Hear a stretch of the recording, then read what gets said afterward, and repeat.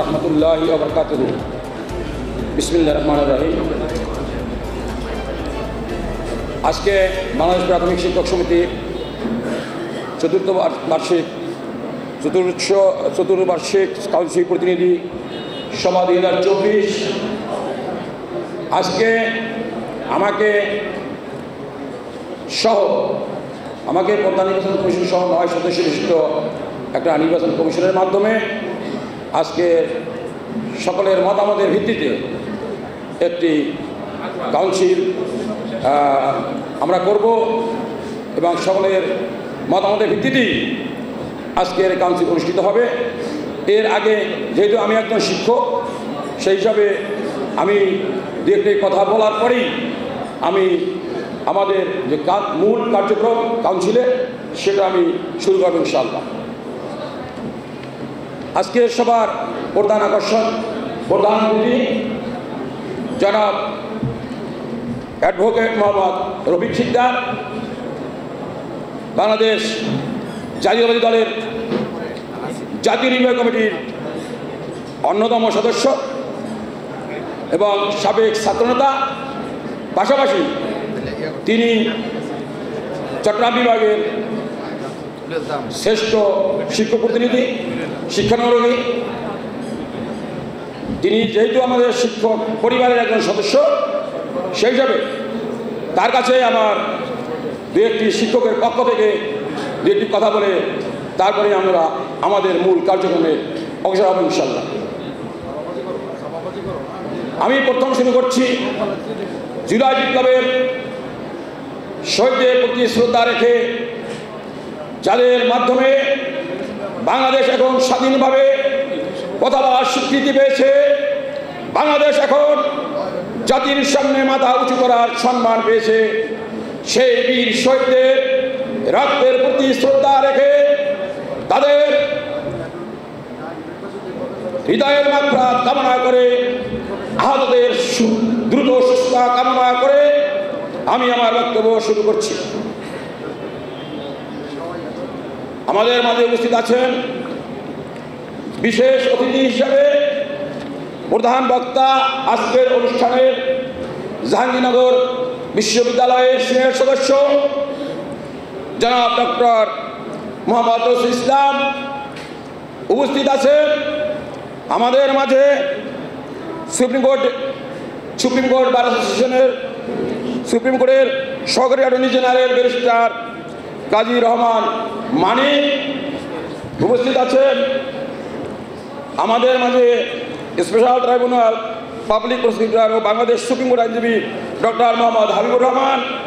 উপস্থিত আছেন আমাদের মাঝে বিভিন্ন পর্যায়ে আজকের সম্মানিত কাউন্সিলর, বিভিন্ন 64 জেলার কাউন্সিলরবৃন্দ, উপস্থিত সহকারী শিক্ষক, প্রধান শিক্ষকবৃন্দ এবং সাংবাদিক বন্ধুগণ, আসসালামু আলাইকুম। আমার কথা বাংলাদেশের সবচেয়ে নিষ্পেষিত, সবচেয়ে অবহেলিত সেক্টর হচ্ছে প্রাথমিক শিক্ষা। এর উন্নয়ন করতে হলে, শিক্ষার মান উন্নয়ন করতে হলে, মানসম্মত শিক্ষা পেতে হলে শিক্ষকের মান উন্নয়ন করতে হবে। শিক্ষকের মান উন্নয়নের বিকল্প নেই। যতক্ষণ পর্যন্ত শিক্ষকের মান, শিক্ষকের বেতন, শিক্ষকের সম্মান উন্নত না হবে, ততক্ষণ পর্যন্ত জাতির ভাগ্যের কোনো পরিবর্তন হবে না। আমি বলতে চাই, আমাদের মাঝে প্রধান অতিথি তিনি একজন বিএনপির নীতি নির্ধারক। আমি তার কাছে সবাই বলবো, বাংলাদেশের বিএনপি জাতীয়তাবাদী দলের বাংলাদেশের শহীদ রাষ্ট্রপতি জিয়াউর রহমানের শিশুর উত্তরসূরি জনাব তারেক রহমান শিক্ষকদের মর্যাদার সাথে আপোষ করবেন না বলে তিনি যে অনলাইনে বার্তা দিয়েছেন, সেই বার্তা আগামী দিনের মাইলফলক হয়ে থাকবে, এই প্রত্যাশা রাখছি। আমি আশা করব অতি শীঘ্রই বর্তমান কেয়ারটেকার সরকার, আমাদের বর্তমান যে সরকার, তারা অতি শীঘ্রই নির্বাচন দেবেন। সেই প্রত্যাশা রেখে সেই নির্বাচনে বিএনপি অংশগ্রহণ করে যদি বিএনপি ক্ষমতা আসে, আমি আমার প্রধানমন্ত্রীকে আহ্বান করব সবাই অনুরোধ করবো বিএনপি নির্বাচনী ইশতেহারে বাংলাদেশের প্রাথমিক শিক্ষকদের, সরকারি শিক্ষকদের 10ম গ্রেড এবং প্রধান শিক্ষকের 9ম গ্রেড এবং সারা বাংলাদেশের সকল সরকারি শিক্ষকের শতভাগ পদোন্নতি এই ইশতেহারে রাখতে হবে। শুধু আমাদেরকে এখানে মুখের কথায় আমাদেরকে সন্তুষ্ট করলে আমরা খুশি হব না। আমরা দেখতে চাই বাংলাদেশের গণতন্ত্রের নায়ক সেই বিএনপি অবশ্যই আমাদের আগামী নির্বাচনে তাদের আমরা সেটা প্রতিফলন দেখতে চাই। সেই নির্বাচনের ইশতেহারে আমাদের শিক্ষকের মর্যাদাকে বৃদ্ধি করবেন ইনশাল্লাহ। আমি আরো প্রত্যাশা রাখছি আমাদের যে জাহাঙ্গীরনগর বিশ্ববিদ্যালয়ের স্যার উনি একজন শিক্ষক, আমাদের শিক্ষা পরিবারের সদস্য শিক্ষক। আমরা যারা এখানে আছি সবাই আমরা বিভিন্ন রাজনীতির সাথে জড়িত, তাদেরকে আহ্বান করব বর্তমান সরকারের কাছে আমরা বিভিন্ন সময় আমাদের দশকদের নিয়ে রাস্তায় বিভিন্ন জায়গায় মিডিয়ার মাধ্যমে আমরা বিভিন্ন আন্দোলন করেছি, কিন্তু বর্তমান সরকার এখন পর্যন্ত আমাদের কর্ণপাত করেন নাই।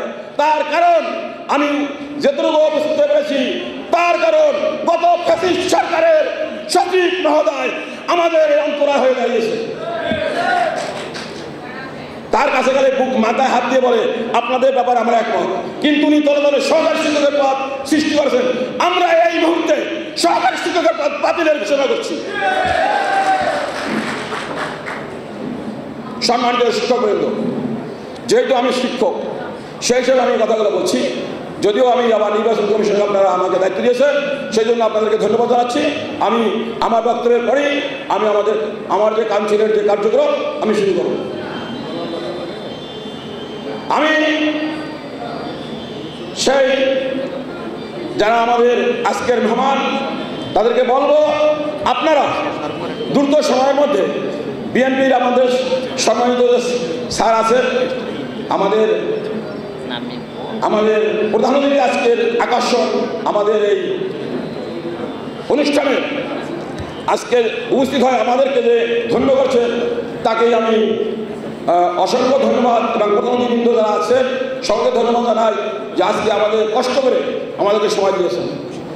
তার পাশাপাশি তাদের কাছে আমি একটা অনুরোধ রাখবো যেন তা আপনারা আমাদের বর্তমান সরকারের সাথে আলাপ আলোচনা করে বর্তমান আমাদের দুজন আমাদের ছাত্র সমন্বয়ক আছেন তাদের সাথে আলোচনার মাধ্যমে যত সম্ভব তাড়াতাড়ি আমাদের 10ম গ্রেডের বিষয়ে যদি আপনারা সেবা করতে পারেন এই প্রত্যাশা আমি ব্যক্ত করছি।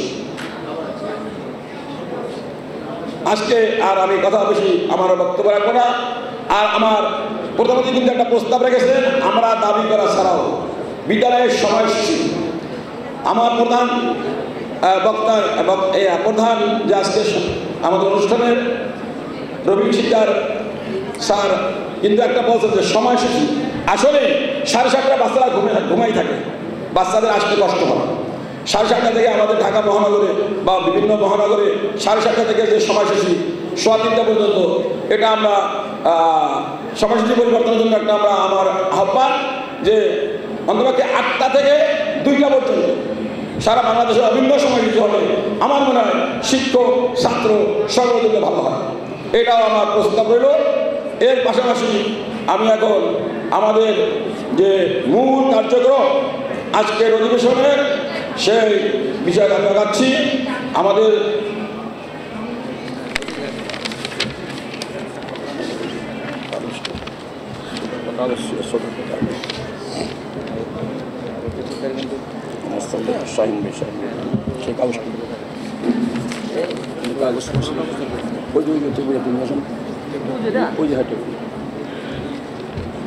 আমি এখন আমাদের মূল কার্যক্রম আজকের 4th বার্ষিক কাউন্সিলের যে মূল কাজ সেটা আমি শুরু করতে যাচ্ছি।